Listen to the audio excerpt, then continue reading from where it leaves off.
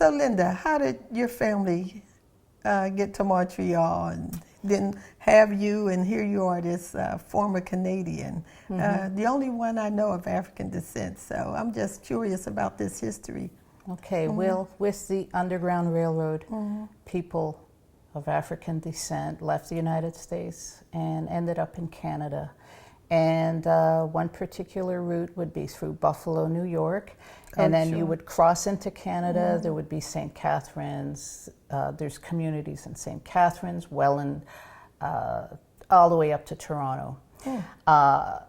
Another way Africans that were in the United States ended up in Canada was from the eastern part of the United States going up to Nova Scotia. Oh, my dad, Nova Scotia. Yes, my dad, and there's a sizable African Canadian community in Nova Scotia, and that's where my dad is from. After the war, World War II, he settled in Montreal, and he settled in the middle of the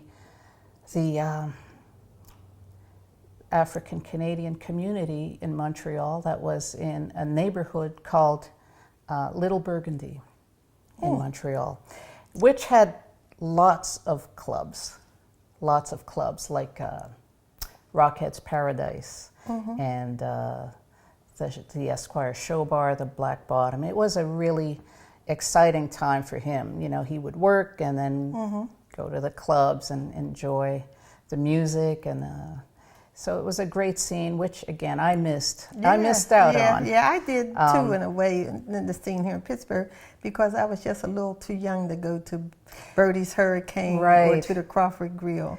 Well, which at least I've heard so much about. Yes, but I kind of missed that in its heyday. I did come in at the end of it.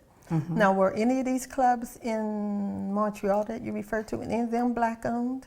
Oh yes, they were. Rufus Rockhead had maybe the most well-known and prestigious club of all, and it was called Rockhead's Paradise. And I think Mr. Rockhead made some money during Prohibition. Oh, okay. He was a porter on the Canadian railroads, and I think he had something to do with smuggling booze. That's a funny story. Yes, it is. And he saved his money and opened up this nightclub. And there were a lot of, they hired a lot of African American jazz musicians to come up to Montreal and play. And it was a very exciting place. It sounds like Yes, it was. I mean, all the greatest jazz musicians of the day, of the 50s and 60s, played Rockheads. And again, interestingly enough, they would hire musicians, jazz musicians, to come up to play up there, usually on a 6-month contract with a a work visa. They would give them a work visa and hire them to come up.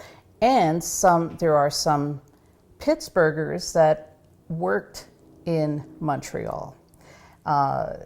For instance, Sylvester Gaucher, a drummer, and Larry McGee, Is the Gaucher guitarist. any relation to you? Yes. I married. Okay. I met Sylvester in Toronto years later, and when we got together, and he said, "Well, I spent some time in Montreal in the '60s," and I said, "Well, I was in Montreal in the '60s.